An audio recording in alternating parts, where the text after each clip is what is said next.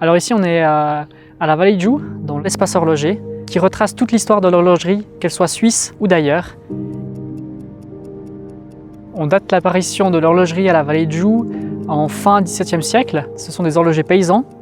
Ils avaient le travail des bêtes et des champs pendant l'été, et pour occuper les longs mois d'hiver, ils ont décidé de fabriquer des montres.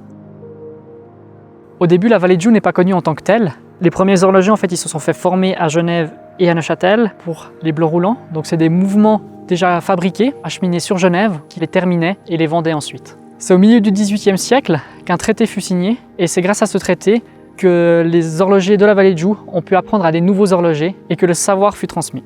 Par la suite, la Vallée de Joux a su se démarquer, notamment en réalisant ces grandes complications. Ce sont des montres qui ont en tout cas une complication de temps, une complication astronomique et une complication sonore. À l'heure actuelle, on a la chance à la Vallée de Joux encore d'avoir des grands noms de l'horlogerie haut de gamme, notamment Audemars Piguet, Jaeger-LeCoultre, Blancpain et Breguet, qui perdurent le savoir-faire de la haute horlogerie suisse.